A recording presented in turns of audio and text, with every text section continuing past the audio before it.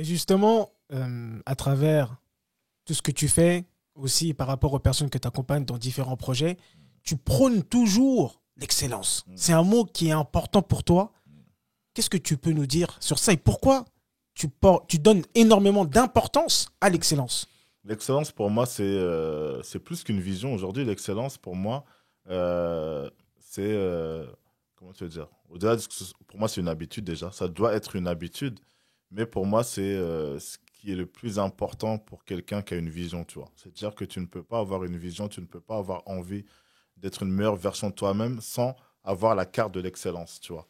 Moi, l'excellence et tout, très, très, très tôt, on me l'a inculqué d'une certaine manière à travers les différentes choses que j'ai pu faire à l'époque. Et j'ai eu à travailler avec des personnes qui avaient vraiment cette valeur d'excellence qui mettait au plus haut niveau.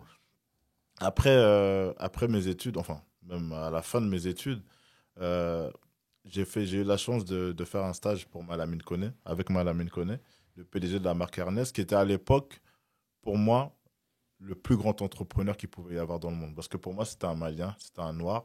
Il avait réussi en France. Et à l'époque, quand tu regardais dans les magazines, c'était que lui. On parlait que de lui.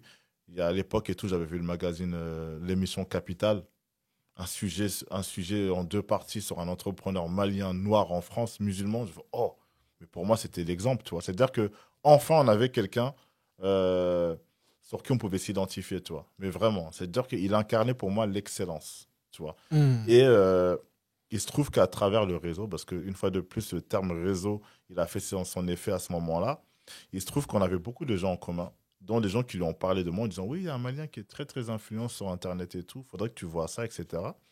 Et un jour, le hasard a fait que, à l'époque, on travaillait sur la tournée d'Amadou et Mariam, les dimanches à Bamako. Et Mariam, elle a eu un souci, elle était hospitalisée. Et avec Mams Chiafa, on devait aller la voir à l'hôpital. Et à ce moment-là, Mams, il me dit, ouais, il y a Malamine Koné qui doit aussi aller à l'hôpital et tout, ça sera l'occasion pour toi de le rencontrer. Moi, j'étais là, oh, Malamine Koné, le vrai. Le vrai. Ouais. Et du coup, on s'est retrouvés à aller, à l'époque, leur bureau était avenue Montaigne.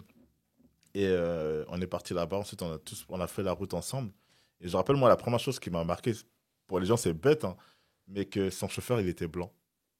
Et je me suis dit, tu sais, pour moi, c'était un truc. Je me suis dit, oh, toi, tu arrives, le chauffeur, il ouvre la porte et tout. Oh, waouh. Tu sais, c'était. Parce que tu sais, quand tu es jeune, on a tellement l'habitude de voir les choses de manière inversée, entre guillemets, que pour moi, ça a été la première chose qui m'a marqué, ça a été ça. Je suis rentré dans la voiture, il y avait une télé devant et tout. J'étais là, il était derrière. Il me parlait, il était derrière. Je n'osais même pas regarder dans le rétro.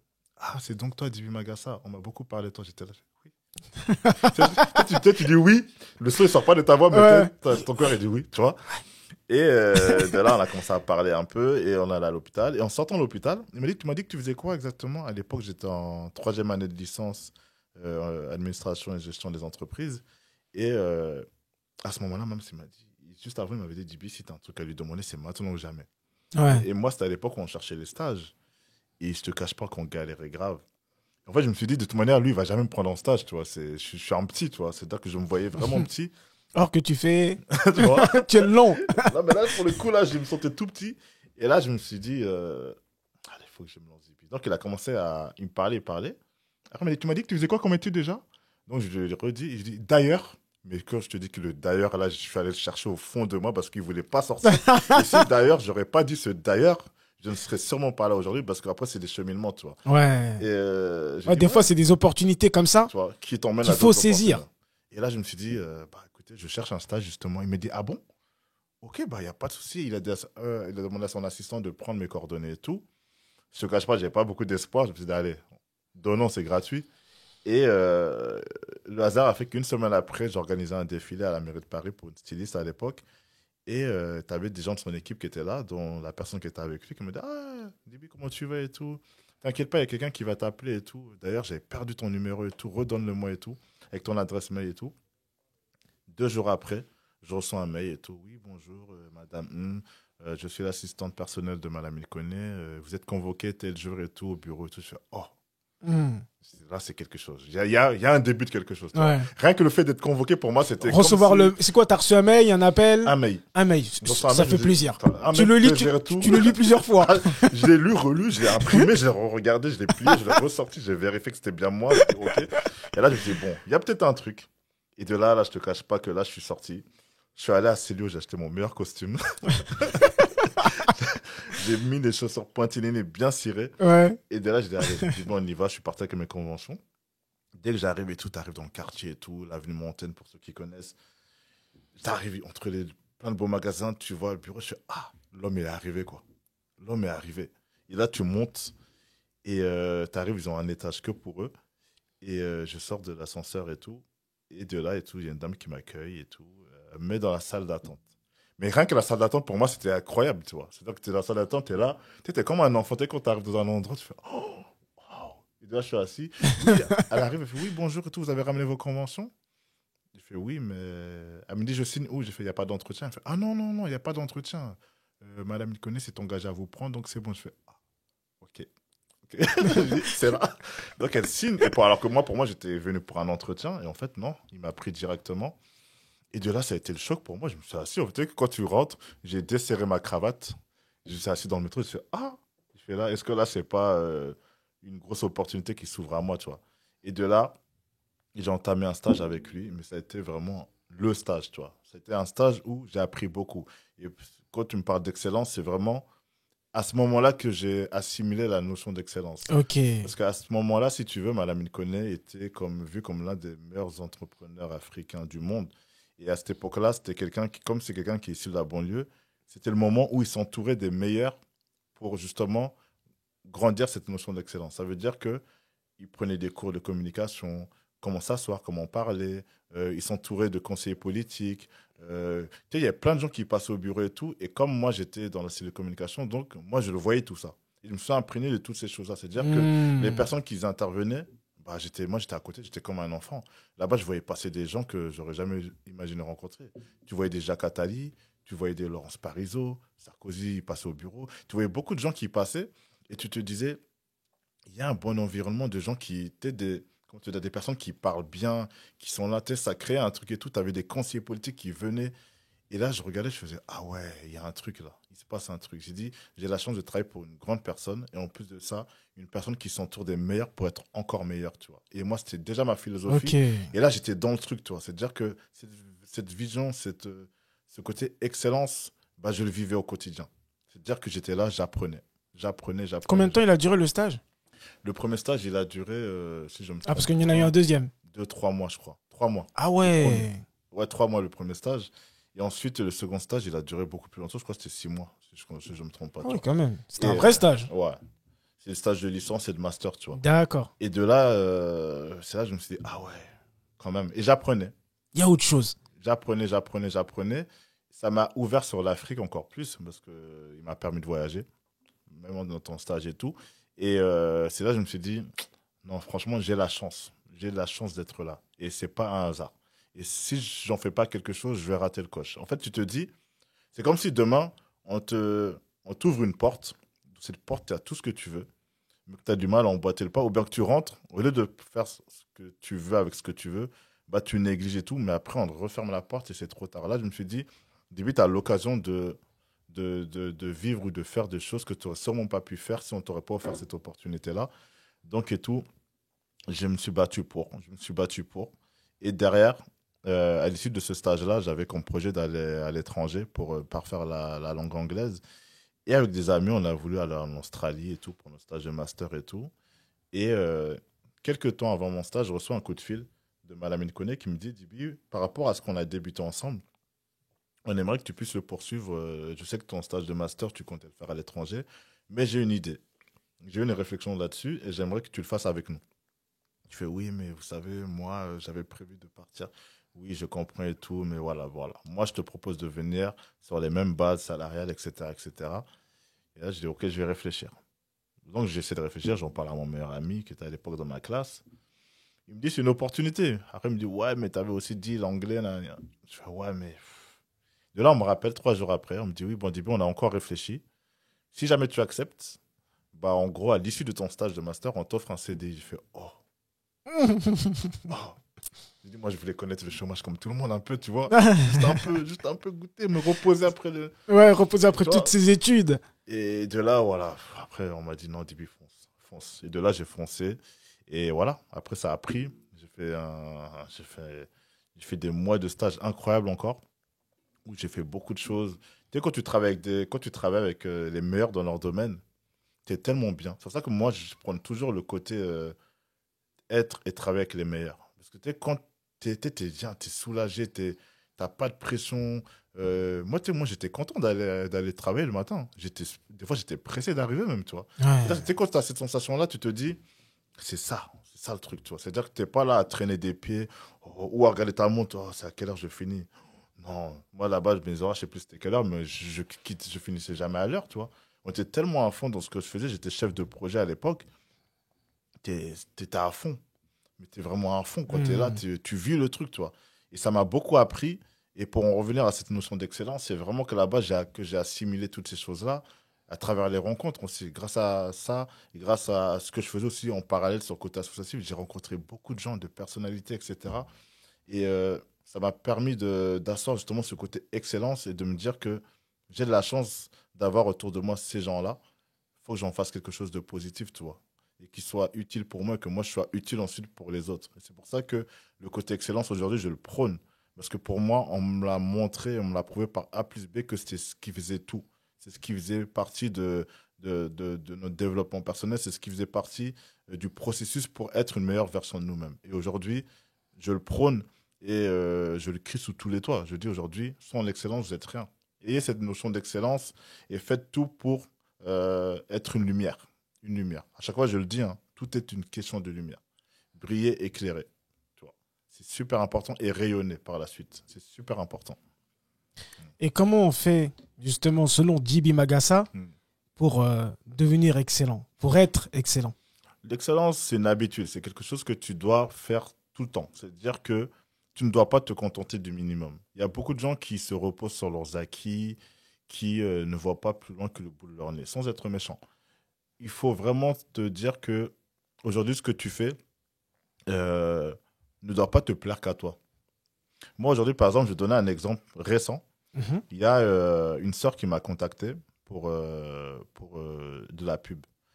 Et elle m'a dit, oui, j'ai tel business. Elle m'a expliqué un peu. Et je lui ai expliqué, OK. Je lui ai dit, par contre, moi, je ne te ferai de la pub uniquement si tu as un visuel qui valorise ton activité. Elle comprenait pas. Elle me dit, mais j'ai pas besoin de visuel et tout. Tu as juste à partager. Je fais, bah non. Après, de là, par rapport à son activité, je lui ai cité des exemples de marques qui font la même chose, mais à une autre échelle. Je dis, est-ce que tu penses que si cette marque n'avait pas la communication qu'elle a aujourd'hui, elle serait où elle est aujourd'hui? Mm. Il dit non. Il dit, est-ce que tu penses que, j'ai n'importe quoi, pour vendre cette bouteille d'eau, s'il n'y avait pas l'étiquette cristalline dessus, par exemple, et tout, tu penses que tu as accordé plus d'importance une autre bouteille d'eau? Elle me dit, bah, je sais pas, oui, c'est vrai que ça peut changer et tout. J'ai dit, le visuel aujourd'hui, il est important. Je dis Mm. qu'aujourd'hui, quand tu fais quelque chose et tout, garde cette notion de faut que ça plaise à tout le monde et il faut que les gens ils y voient quelque chose de bien et de grand. Tu peux pas arriver avec un business et te dire que je vais être médiocre. On ne doit pas se complaire dans la médiocrité. Malheureusement, tu as beaucoup de gens. Il y a beaucoup de gens qui sont dans l'entrepreneuriat, euh, qui lancent leurs activités, qui vont te faire des logos très simplistes, qui vont, par exemple, tu vas aller sur leurs réseaux sociaux, euh, il n'y a rien qui va t'attirer, tu vois. Et moi, je leur dis, par exemple, vos réseaux sociaux, c'est vos vitrines. Moi, quand Mm. j'arrive sur un réseau social, je dois me dire que, oh, c'est qui elle? C'est qui lui? Oh, ça a l'air super beau ce qu'il fait. Wow, ça a l'air super bien. Si j'ai pas ce wow, pour moi, voilà, je vais pas adhérer à la cause. Demain, tu prends, aujourd'hui, beaucoup de gens font les mêmes activités. Demain, je dis n'importe quoi. Je vais prendre, par exemple, une page qui fait du henné. Je vais prendre une page qui fait du henné. Tu as beaucoup de gens qui font du henné. Quand je vais aller sur la page, ce qui va me plaire, déjà, ça va être comment la page sera faite, les images, les photos des mains avec le henné, etc. et tout. Moi, je vais m'arrêter que sur ça. Si j'arrive sur une page où il n'y a rien, ou si j'arrive sur une page où c'est hyper médiocre et tout, même si c'est la plus grande femme qui fait du henné au monde, ça va pas forcément m'attirer parce que comment dire, je vais me fier à ce que je vois. Bien Je vais sûr. me fier à ce que je vois. C'est-à-dire que les gens aujourd'hui, on vit dans un monde d'images. Si tu n'as pas ce côté excellence à te dire que il faut que je valorise mon travail, bah, les gens ne vont pas regarder ton travail. Tu as beau être le meilleur sculpteur du monde, si tu ne montres pas ce que tu fais, les gens vont juste te dire que tu es juste un gars qui est dans son garage en train de faire quelque chose, mais on ne sait pas ce que tu fais. Aujourd'hui, on se doit de valoriser ce qu'on fait. On se doit de le valoriser, mais on se doit de valoriser le fruit de notre travail. Et malheureusement, aujourd'hui, tu as beaucoup de gens qui le négligent. Tu as beaucoup de gens qui passent à côté en te disant oh, moi, c'est pas grave et tout. De toute manière, je vais lancer mon business. Mes amis vont partager, ça me suffit. Non, c'est faux. C'est faux. Aujourd'hui, ton travail, tu dois le valoriser. Moi, pour que j'achète quelque chose, pour que j'achète une paire de chaussures, il faut bien que Nike et tout les valoriser, par exemple. Tu vois, sinon, à aucun moment, je vais l'avoir. Tout. Si, par exemple, il y a une paire de chaussures qui sort et ils mettent une photo vite fait, la chaussure, elle est froissée et tout. Tu vas même pas la regarder. Alors que ils vont te mettre une belle photo hyper bien faite avec un esthétisme, avec le truc qui tourne, avec des paillettes autour. Avec des paillettes, Oh, avec peut-être un sportif qui la porte. exactement. Tu vas te dire, oh, c'est quoi cette paire Tout de l'argent qu'ils mettent pour C'est ça. mettre en valeur leurs produits. Le côté marketing, le côté valorisation du produit ou du service, tout, il est super important. Et ça, c'est une grosse notion d'excellence que les entrepreneurs ou les gens qui ont leur petit business doivent se donner. C'est super important. Tu ne peux pas te réveiller un matin, te dire que je vais vendre tel service ou tel produit sans chercher à le valoriser. C'est impossible. Tu ne peux pas te dire, oui, je vais rester assis et ça va se vendre comme des petits pains. Même les gens aujourd'hui, Coca-Cola, qui a même plus besoin de faire de pub. Dès que tu vois une bouteille avec un peu de rouge, c'est Coca. C'est-à-dire que tu même plus. Coca, en vrai, ils n'ont pas besoin de mettre de l'argent dans la pub parce qu'aujourd'hui, Coca, c'est Coca. Sauf que, voilà, il y a une histoire. C'est-à-dire qu'ils ont eu besoin de faire la pub pour arriver là où. Et même jusqu'aujourd'hui, ils font énormément d'argent dans la pub. McDonald's, c'est pareil. McDonald's, aujourd'hui, tu vois le M, tu n'as même pas besoin de dire. Tout le monde sait que c'est McDonald's. Mais ils continuent. Voilà, ils continuent. Parce qu'en fait, le truc, ils ont fait en sorte que ça puisse rester dans notre tête, tu vois. Ouais. Et aujourd'hui, quand tu vois un truc, c'est Coca. Même pour te dire, quand tu vas acheter du Pepsi, tu vas dire, ah, c'est du Coca. Tu vois. Alors qu'à la base, Coca-Cola, c'est une marque, tu vois. C'est-à-dire que tu vas dire, c'est du Coca. J'ai n'importe quoi, par exemple, une des marques qui aujourd'hui a joué sur ça aussi, tu prends Tipex. Tipex, aujourd'hui, ça s'appelle pas, le truc en lui-même, ça s'appelle pas du Tipex, c'est la marque Tipex. Sauf qu'aujourd'hui, peu importe la marque, tu vas dire c'est du Tipex. C'est-à-dire qu'eux, ils ont tout gagné. Ouais. Quoi que tu dises, tu auras le nom. Pour les gens, c'est du Tipex, tout simplement. C'est-à-dire qu'aujourd'hui, ton service, ta marque, ton produit doit rester dans la tête des gens. Et ça, pour moi, c'est une grosse notion d'excellence parce que tu vises haut. Peu importe ta marque, tu as beaucoup de gens qui se disent ouais, mais début, moi, je suis petit, ma marque, c'est pas une grande marque. Je fais, en quoi c'est pas une grande marque? Les gens qui ont commencé, ils étaient comme toi. Le gars qui a lancé KFC, là, c'était un gars qui qui faisait son poulet dans sa ferme. Le gars qui a lancé McDonald's, il vendait des sandwichs dans son petit camion. Aujourd'hui, regarde. C'est juste qu'à un moment donné, quand tu te vois petit, les gens te verront toujours petit. Madame Koné m'avait dit cette phrase un jour. Elle est très puissante, cette phrase. Il m'a dit, tant que tu te verras petit, les gens te verront toujours petit. À un moment donné, il va falloir que tu te vois grand. Il m'a sorti cette phrase un jour. Et moi, c'est ce que je répète à tous les gens en leur disant, voyez grand, voyez loin. Vous n'êtes pas des petites personnes. Hein. Pourquoi toi, tu as lancé ta marque de cosmétiques, tu ne pourrais pas défier les Huda Beauty ou les L'Oréal, etc. Tu ne sais pas. Ils ont tous commencé comme toi. C'est juste qu'à un moment donné, ils se sont donné les moyens. Ils ont dit, je ne vais pas faire comme tout le monde. Je vais miser sur ci, je vais miser sur ça. Il y a beaucoup de personnes qui n'avaient pas les moyens financiers, qui sont passées par leur réseau, qui sont passées par différentes choses. Aujourd'hui, on vit dans un monde où il est encore plus facile de devenir entrepreneur qu'avant. Tu as les réseaux sociaux. Nous, à l'époque, on n'avait pas les réseaux pour valoriser les activités, tu vois. Donc aujourd'hui, tu as tout pour valoriser ce que tu fais en dépensant le moins possible et tout. Mais malheureusement, les gens ne le font pas. Les gens vont être dans... la dernière fois, j'ai eu un long débat avec un gars de chez nous qui, en gros, ne comprenait pas que on doit investir pour communiquer sur un produit ou un service. Il disait qu'en gros, moi, je vais lancer... Toi demain, tu ouvres, je n'ai pas quoi, tu ouvres ta boulangerie. Ouais. Moi, je vais pas faire de pub de toute manière et tout. Ça sert à rien et tout. Mes potes, ils vont faire la pub à ma place. J'ai pas besoin de faire la pub et tout. Tu peux pas penser comme ça. Tu te dis, au moins, je vais communiquer pour que les gens ils voient ce que je fais. Si demain, tu ouvres une boulangerie à Paris, mais ta boulangerie, la meilleure boulangerie, tu dois communiquer là-dessus parce que les gens doivent se dire, ah, il y a ce truc-là. Waouh, regardez, il fait ça. Mais c'est le premier à le faire, mais jamais j'ai vu ça dans une boulangerie. Ah, ok, ouais. Si tu fais pas ça, les gens ne vont jamais se dire qu'il y a un truc, ils vont juste passer à côté. Ah, c'est une boulangerie comme tout le monde, tu vois. C'est-à-dire que tu te dois de valoriser ce que tu fais. Même pour te dire souvent exagérer. C'est-à-dire que grossir ton produit. Ton produit ou ton service, tu ne dois pas le voir petit. Tu dois vraiment te dire, moi, ce que j'ai ouvert là, c'est la meilleure boulangerie du monde. Vous êtes fous, vous croyez que... En fait, tant que tu ne te mets pas ça en tête et tout, bah, tu vas toujours te voir comme un petit. Et les autres, tu vas leur dire, ah non, mais eux, ah quoi, non, mais eux, c'est pas mes concurrents, ils sont trop loin. Non, ils sont pas trop loin. C'est juste que toi, tu refuses d'aller à leur niveau, tu refuses de te mettre à leur niveau, tu refuses de vouloir les attraper, c'est tout. Juste qu'on a tous, on n'est pas, comment te dire, il n'y a pas de surhumain. On est tous pareils et tout. C'est juste qu'à un moment donné, ceux qui ont réussi, c'est des gens qui ont cru en eux. C'est des gens qui se sont dit, je vais pas laisser les gens briser, détruire mes rêves ou mettre un voile sur ce que je peux faire. Le plafond de verre, pour moi, il n'existe pas. Le plafond de verre, c'est psychologique. C'est quelque chose qu'on se met au-dessus de nos têtes. La seule limite, ça doit être le ciel. Tu vois.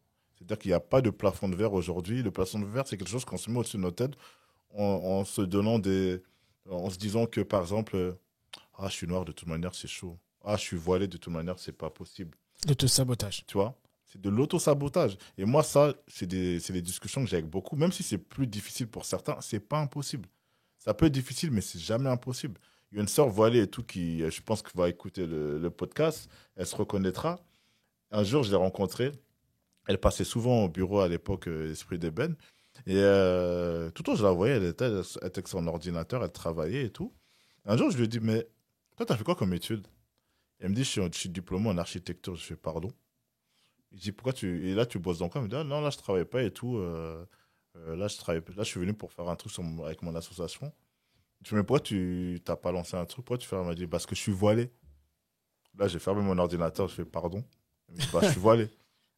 Donc, le voile pour toi, c'est une fin en soi, en fait. Elle me dit, bah, je fais, arrêtez. Pose-toi, viens, on va parler. Et de là, je lui ai expliqué. Je lui ai dit que aujourd'hui, le voile, c'est une bénédiction pour toi. Et toi, tu arrives à le voir comme un frein. C'est pas un frein. Si aujourd'hui, tu trouves que les entreprises refusent de te prendre et tout, qu'est-ce qui t'empêche, toi, de monter quelque chose? Qu'est-ce qui t'empêche de créer quelque chose en lien avec ta passion pour l'architecture et la décoration d'intérieur? Qu'est-ce qui t'empêche? Dis-moi, qu'est-ce qui t'empêche? Elle dit, bah, je sais pas et tout. Je sais pas, voilà.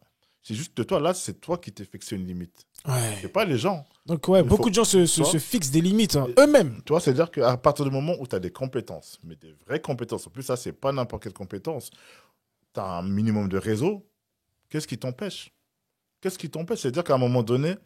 En fait, quand tu lui dis qu'est-ce qui t'empêche, c'est elle, en fait, tu vois. C'est-à-dire, elle-même, elle est en train de me dire c'est moi parce qu'elle réfléchit, elle est en train de voir et en fait, je pense que tu lui fais comprendre que c'est toi. Elle, en fait, qu'est-ce que tu décides? Elle s'est dit, si ils ne veulent pas de moi, bah, en gros, je ne peux rien faire, en fait. Alors que je dis que c'est faux. Si demain, là, on ne veut pas t'inviter à une table, la table, là, tu la construis toi-même, tu ramènes tes propres chaises. Et c'est toi, c'est ta table à toi. Voilà. C'est juste ça. Mais malheureusement, les gens sont tellement matrixés par il faut que je m'assoie à leur table, il faut que je m'assoie à cette table. Non. Crée ta table. Tu vois? Et tu as les moyens, tu as les outils. C'est comme si toi, demain, tu as du bois, tu as les outils. Mais tu es là, tu dis non, mais je préfère aller m'asseoir à la table des gens. Non. S'ils ne veulent pas t'inviter, si t'invitent à ta table et que tu préfères t'asseoir, il n'y a pas de souci. Mais s'ils ne t'invitent pas à leur table et que tu te mets sur le côté, tu t'assois sur un DB par terre en te disant c'est pas grave, moi là je suis bien par terre et tout, ça me va et tout, je vais les regarder manger, un bismillah. Non. Tu te dis non, j'ai les outils, j'ai tout. Mais dans ce cas-là, je vais construire ma table. Je vais monter moi-même ma table et tout. Elle sera même mieux que leur table à eux. Ouais. Je vais mettre des chaises et moi-même, je vais ramener des gens. Et quand je te dis, les chaises, pour moi, c'est comme si tu étais entrepreneur. Et les chaises, c'est les gens que tu vas recruter. Tu peux très bien recruter des femmes voilées. Pense à ça aujourd'hui. Aujourd'hui, pense à l'après. C'est-à-dire que tu peux permettre certaines choses. Alors, avoir une vision à long terme. Quoi. Tu peux permettre. C'est-à-dire qu'il y a sûrement des filles qui seront à ta place. Mais permets-leur justement qu'elles évitent de tomber face à ce genre d'employeurs qui disent que non, on ne peut pas vous prendre parce que malheureusement, vous avez un voile. Mais dans ce cas-là, tu deviens employeur et toi, tu te permets à ces femmes de travailler pour toi. C'est tout simplement. C'est-à-dire que tu règles ton problème et tu règles le problème d'autres personnes. Et, voilà. Et de là, ça fait toi une lumière, tout simplement. Voilà. Et aujourd'hui, c'est devenu une lumière. Elle a plus, Aujourd'hui, elle entreprend dans un autre domaine et aujourd'hui, c'est devenu une lumière. À mon sens, c'est devenu une lumière. Voilà. Juste pour... raconter un petit truc, ça va te permettre aussi, toi, de te reposer si tu as envie de boire. Non, ça va. Ça va. J'ai une personne, elle aussi, elle était dans une grosse société où elle est tombée enceinte et après, donc, elle a arrêté de travail. Mais pendant qu'elle était chez elle, elle a décidé de porter le voile. Et quand elle est repartie au travail, bah, ils m'ont dit, écoutez, au revoir. Et c'est la même chose, en fait. Je parlais avec elle. Elle me dit, ouais, je lui dis, tu fais quoi? Elle me dit, ouais, je fais rien. Je lui dis, pourquoi tu fais rien? Elle me dit, bah, j'ai le voile maintenant. Il n'y a personne qui veut m'accepter. Moi, je suis dans le secrétariat et puis c'est compliqué. Et elle m'explique un peu ses compétences, toutes les formations qu'elle a fait. Parce que comme elle était dans une grosse boîte, en fait, elle avait des compétences incroyables. Je lui dis, mais pourquoi tu fais pas ton truc? Elle me dit, non, mais les clients, j'ai le voile et tout. Je lui dis, écoute, viens travailler avec moi un petit peu. Déjà, moi, le voile, je suis OK avec. Et après, je te présente à des gens, et tu ouvres ta structure. Et puis, tu avances, tu chemines. Aujourd'hui, là, tu vois, là, c'est mon studio. Elle est au 2e étage. Elle a son bureau, on pourra aller la voir tout à l'heure. Elle est épanouie et c'est une vraie lumière. Et elle aide la plupart des entrepreneurs qui sont dans le bâtiment. Aujourd'hui, on l'appelle la créatrice d'entreprise. C'est-à-dire, elle crée tu veux créer une entreprise, tu vas la voir, bam, elle te crée l'entreprise, elle gère ta société. Donc, c'est comme tu dis, c'est que psychologique, c'est qu'un frein psychologique. Et ça, malheureusement, tu as tellement de personnes qui se mettent ce frein-là. Et souvent, les gens, ils n'essayent pas de se dire que je vais me donner les moyens d'arriver au point B par mes propres moyens en me disant que s'il y a un blocage là, bah, c'est pas grave. Il y aura toujours une possibilité là. Si le point A ne marche pas, il reste encore 26 lettres dans l'alphabet. En fait, il faut penser comme ça. Il ne faut pas se dire que, en gros, cette porte, mais c'est fermé. Bah, je vais retourner d'où je viens, je vais m'asseoir, je vais croiser les bras. Non, il y a d'autres portes. Il faut toutes les essayer. Il faut se donner les moyens aussi. C'est-à-dire qu'on n'a rien sans rien. On n'a rien sans rien. Travail, effort, tu vois. La prière ne remplace pas l'effort, je le dis souvent. C'est important de se dire qu'aujourd'hui, même si c'est Dieu qui donne, entre guillemets, voilà. Il faut pas négliger le côté de... faut pas être partisan du moindre effort en te disant, oui, je vais attendre que ça arrive. Non. Donne-toi les moyens. Si la roue ne tourne pas, c'est à toi de la faire tourner. C'est super important. Et malheureusement, tu as tellement de gens qui sont là, qui sont frustrés, mais leur frustration, elle vient d'eux-mêmes, tu vois. C'est-à-dire que c'est des personnes qui peuvent, mais se disent que non, finalement, et tout, en quoi moi je pourrais, pourquoi moi, non. Pourquoi pas toi? Pourquoi pas toi, au contraire? Ouais, au lieu de dire pourquoi pas toi? Pourquoi pas toi? Et c'est important que les gens ils puissent se dire ça et tout. Je dis pas que c'est facile. Je dis pas qu'il n'y a pas comment te dire, des circonstances qui ne favorisent pas ça, mais aujourd'hui, donnez-vous les moyens, faites les efforts pour et tout.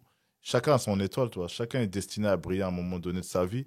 Et c'est important que vous puissiez vous donner les moyens parce que rien n'arrivera si vous ne tentez pas les choses. Si tu restes là les bras croisés, bah voilà, tu resteras les bras croisés. Tu regarderas les autres faire, tu regarderas les autres avancer et toi, tu seras dans ta frustration.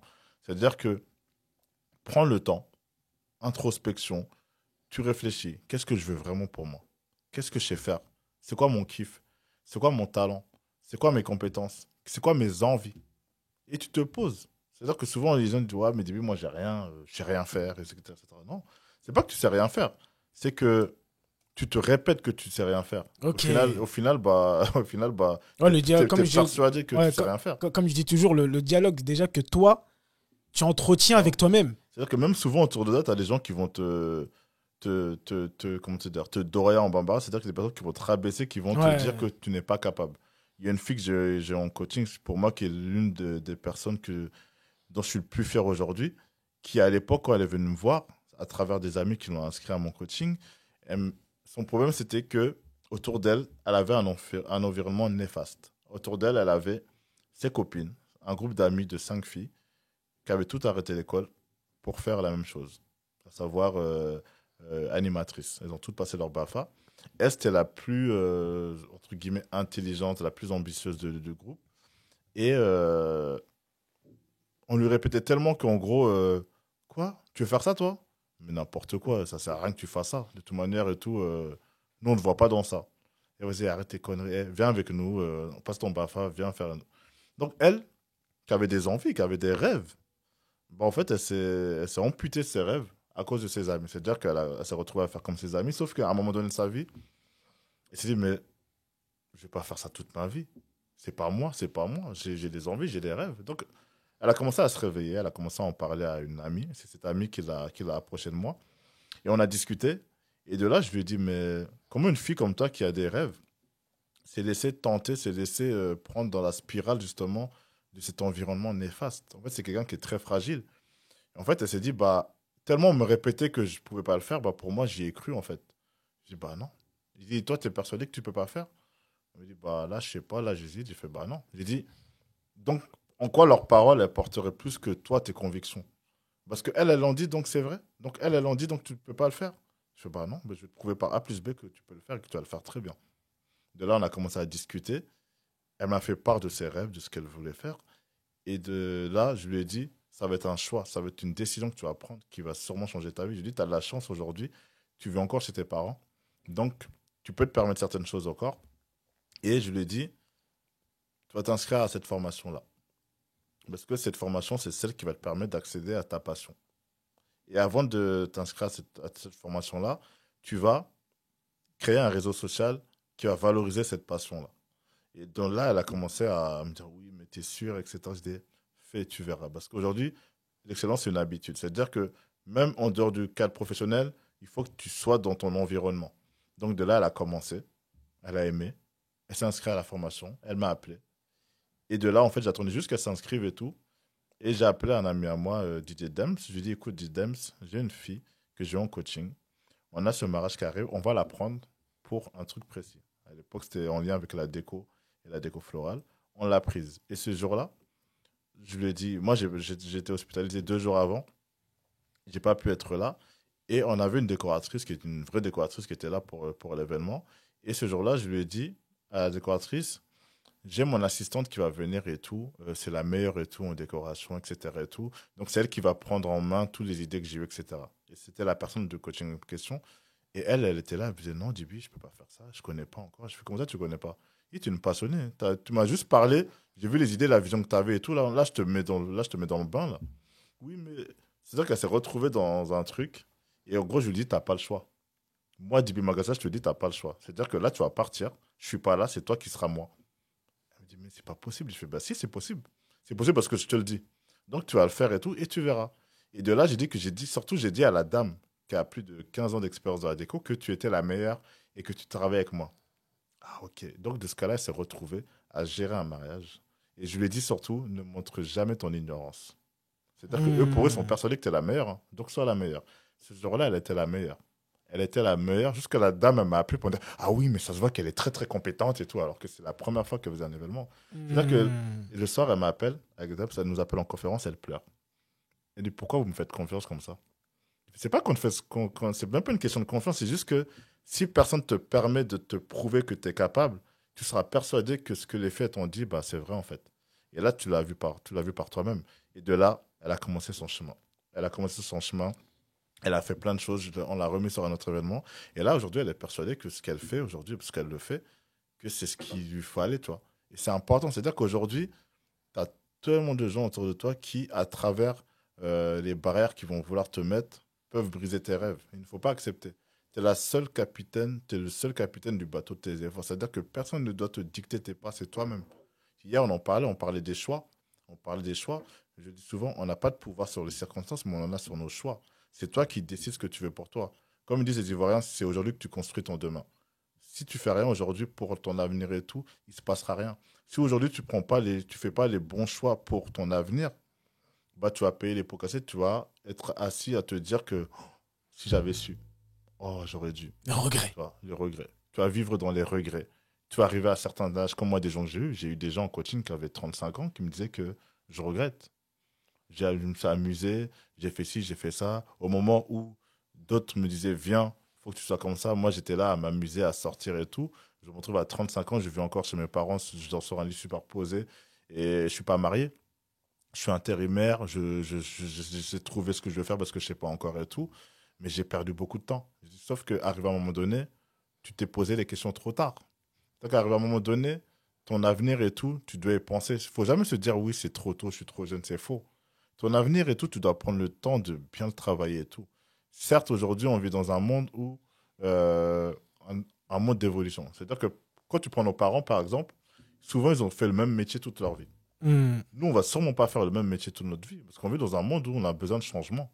Moi, j'ai eu à faire différentes choses dans ma vie et tout. Ça se trouve, même dans 10 ans, on va se reparler. Chacun de nous fera quelque chose de différent. Tu vois. Il y a ce Hmm. besoin de changer, de voir autre chose. Et aujourd'hui, on a ce choix. On a ce choix-là, il faut qu'on en fasse quelque chose.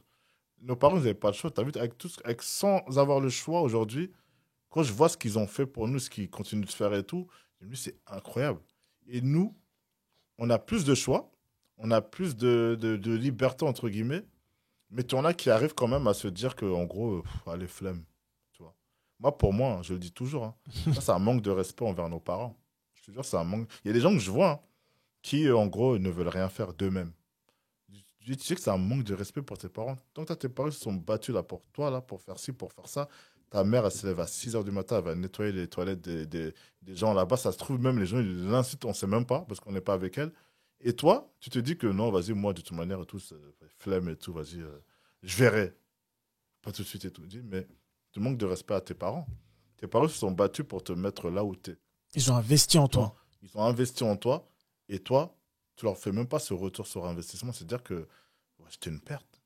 C'est-à-dire que pour eux et tout, c'est tombé. C'est-à-dire que tu es là, ils vont te regarder, ils vont se dire, moi j'ai fait tout ça pour que mon fils soit couché là, il se lève à 14 h 15 h, tu lui parles d'avenir, il te dit, ok, demain. Tous les jours, demain, demain, demain, demain, demain. Arrive à un moment donné, tu dois te poser des questions. Arrive à un moment donné, tu dois te dire, est-ce que ce que je fais colle avec ce que mes parents auraient voulu pour moi? Est-ce que c'est respectueux même envers mes parents de ne pas leur rendre l'appareil? Aujourd'hui, on se doit de se dire qu'aujourd'hui, les parents, moi je le vois. Tu sais que moi un jour, euh, à l'époque, j'étais j'étais même plus chez mes parents, mais j'avais dormi chez mes parents. Et en fait, je me levais super tôt, je crois, je sais plus ce que j'avais. Et ma mère, elle se levait pour aller au travail. Et c'est la première fois que je sortais en même temps qu'elle pour aller au travail. Il était 5h30 du matin et tout, il faisait froid et tout. Je la voyais partir, je dis, oh, putain, tous les matins, elle fait ça. En fait, je voyais un peu, toi. Je l'accompagnais tout. Je disais, ah, ok. Et quand pour la première fois, je lui ai posé des questions sur son travail.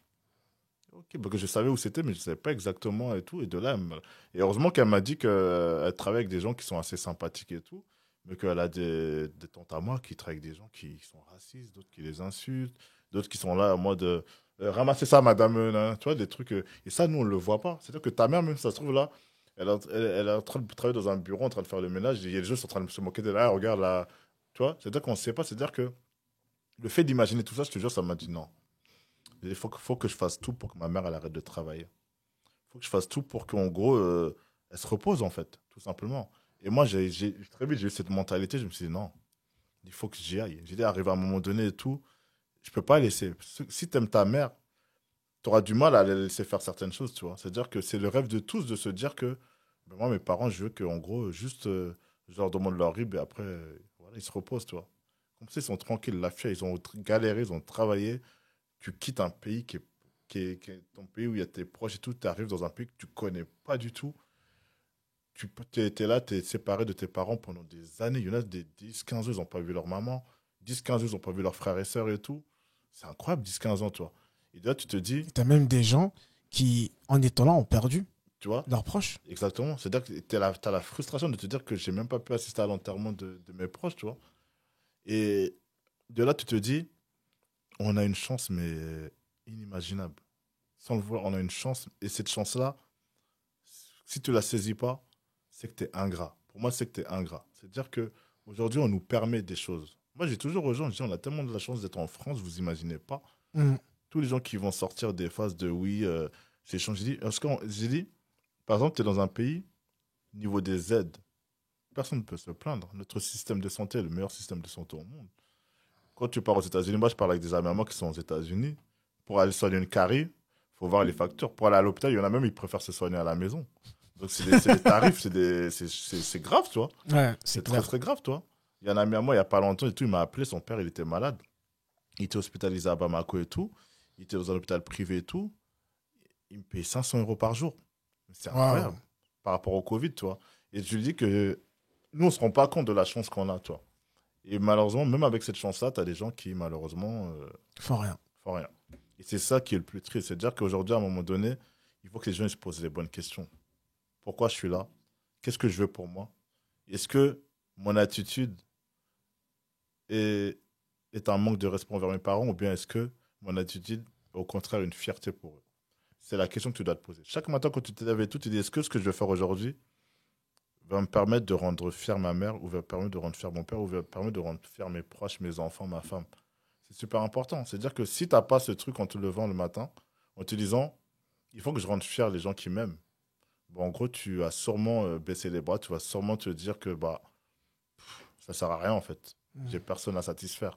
Alors que non. Vaut mieux arriver avec cette énergie-là et cette pensée-là, cette vision-là, et que ce soit une force pour toi. Moi, pour moi, c'est une force d'avoir une femme qui te soutient, d'avoir des enfants qui te voient comme le super papa, Hmm. d'avoir des parents qui croient en toi, t'as d'une famille qui met l'espoir sur toi et tout.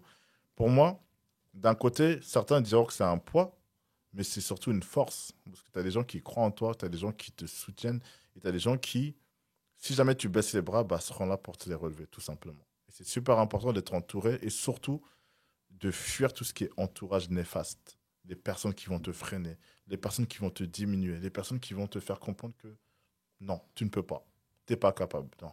Entourez-vous des personnes qui vont vous élever.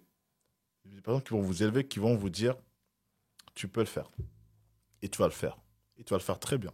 Entourez-vous des personnes qui vont vous dire, ah, ce que tu as fait, c'est super bien, mais est-ce que tu as pensé à ça? Moi, j'ai toujours dit, moi, je suis contre les gens qui viennent embellir tes erreurs ou qui viennent juste te dire, ah, lourd, lourd, lourd. C'est comme un gars qui va sortir un album. Tous ses potes, ils vont dire, waouh, lourd, lourd, lourd, frère. L'album, il va sortir et le gars va faire 3 ventes. Il va se retourner vers ses amis vont tous baisser la tête, tout, parce que ils vont te répondre par politesse. Ils vont te dire, ah, franchement, ce que tu fais, c'est bien. Alors qu'en vrai, vrai, vrai, ce que tu devrais dire, c'est ce que tu fais, c'est bien, mais est-ce que tu as pensé à faire ça de cette manière? Ou bien ça, non, moi, j'aime pas trop parce que tu dis à ça, ça, moi, je pense pas que tu devrais. Ça, c'est des vrais amis. Ils vont te conseiller. Ils vont pas justement te dire, oui, c'est bien. Moi, il y a plein de gens qui viennent me voir et tout, ouais, Dibi et tout, je t'envoie mon logo, tu peux me donner ton avis parce que toi, je sais que toi, tu es hyper objectif et tout, parce que j'ai demandé à toutes mes copines, elles m'ont tous dit qu'il était bien. Elle m'envoie le logo, moi, j'ai dit, ton logo, il est nul. Mais je vais t'expliquer pourquoi. Parce que si ça, ça, ça, ça, effectivement, la personne, elle revient avec un autre logo, elle dit, j'ai compris. Et heureusement que j'ai pas choisi le logo qu'on m'avait dit qu'il était bien, tu vois. Parce qu'aujourd'hui, malheureusement, tu as les gens qui veulent tellement embellir ce que tu fais que, en gros, la sincérité, elle s'oublie. Ouais. Elle s'oublie. Alors qu'en vrai, vrai, vrai, si toi, demain, tu fais quelque chose, moi, je vais te dire, franchement, ce que tu fais, c'est bien, mais est-ce que tu as pensé à? Bah, Moi, tu m'as déjà fait, bon, tu me l'as même fait, hein. tu Tu m'as vois? donné rendez-vous chez Sony Music Ouais. et on a passé la soirée 3 heures et à parler sur mon projet, sur ce qui Mm. allait pas, ce que je pouvais améliorer. Et je te remercie parce que moi, je n'en avais pas conscience. Tu vois, tu m'as amené ces choses-là, tu m'as fait comprendre des choses que j'utilise jusqu'aujourd'hui. Et c'est puissant. Et ce que j'aime dans ce que tu dis, c'est que là, tu parles de quelque chose, mais que tu fais aussi. C'est Mm. pas juste je vous raconte, je vous donne des conseils. Mm. C'est tout un parcours, tout un cheminement. Et qu'aujourd'hui, tout ce que tu as pu avoir, eh ben, tu le partages, tu retransmets avec sincérité, authenticité, ce qui permet, en tout cas, à la communauté d'évoluer. Pour moi, c'est important d'être utile. Je le dis souvent. Ouais. Aujourd'hui, toi aussi, tu es suivi. Aujourd'hui, tout ce qu'on dit, tout ce qu'on va faire aura sûrement un impact sur d'autres personnes. Mm. Donc, c'est important quand tu as une communauté de t'en servir pour des choses positives. Ouais. Soit pour instruire, soit pour informer, mais en étant utile. C'est super important de... Moi, j'essaie de mélanger un tout. Tu vas mélanger... Tu peux très bien délirer sur tes réseaux sociaux, proposer du contenu qui va faire rire, parce que ça va attirer du monde et tout, mais derrière et tout, te servir de ça pour parler de choses plus sérieuses. Moi, je le fais. Des fois, tu vas voir, je vais mettre des posts et tout qui vont être un peu humoristes sur le ton humoristique, mais derrière, je vais faire des lives sur des sujets qui touchent les gens, tu vois. La dernière fois, il y a Mm. une personne qui m'a fait une reproche, qui m'a dit, oui, tu t'éloignes un peu de ce que tu faisais dans le passé, etc. Je dis, c'est pas que je m'éloigne de ce que je faisais dans le passé, c'est que juste que tu prends en maturité. C'est-à-dire qu'à un Ouais. moment donné et tout, moi je suis quelqu'un, je délire avec tout le monde. Même pour te dire, des fois, il y a des gens qui disent, ouais, début, on n'a pas l'impression que tu rigoles, on a l'impression que tu es trop calme, tu es trop sérieux, mais moi je rigole, je déconne avec tout le monde. Jusqu'à un moment donné, j'ai cette force, cette influence qui fait que je suis écouté. C'est-à-dire que si ça me coûte rien, moi, en fait, c'est-à-dire que si je peux permettre certaines choses et tout, bah je le ferai. Ça me coûte rien, ça me rapporte rien, mais je sais que ça va rapporter à beaucoup de gens. Quand tu fais des lives, par exemple, sur l'handicap, et que tu apprends que des personnes qui sont passées sur ce live-là, là, ont vu leur vie changer du jour au lendemain. Bientôt, je vais en parler d'ailleurs et tout, surtout sur des personnes et tout. Leur vie, elle a changé du jour au lendemain. Quand tu parles de la mort, pareil et tout, et que des personnes qui avaient des traumatismes depuis des années et qui, à travers ce live, font des rencontres qui font qu'aujourd'hui, ces personnes ont réussi à être mieux, à être bien, que tous les jours que Dieu fait, ces personnes te remercient, c'est que tu as permis quelque chose. Quand tu fais des lives sur l'inceste et que des personnes qui avaient ces mots enfermés en eux-mêmes et qui, face au témoignage, s'ouvrent et commencent à en parler et aident d'autres personnes à en sortir et tout, tu te dis que tu es utile. Mhm. Et l'utilité, pour moi, c'est super important. Sur le réseau, tu peux dire et faire ce que tu veux. Mais la meilleure chose, c'est d'être utile aux gens qui te suivent et aux gens qui t'écoutent. Moi, j'ai la chance, les gens, ils m'écoutent. Donc, si je peux en faire quelque chose pour les aider, pour appuyer les débats, tout, bah, je le ferai parce que ça me coûte rien. Et surtout que je suis comme ça. J'ai toujours été comme ça, l'altruisme et tout, et ça changera pas. Et c'est pas parce que d'autres gens vont me dire, oui, mais Djiby, nous, on préférait le Djiby d'avant. Ok, c'est pas grave. Moi, je préfère le Djiby d'aujourd'hui, tout simplement.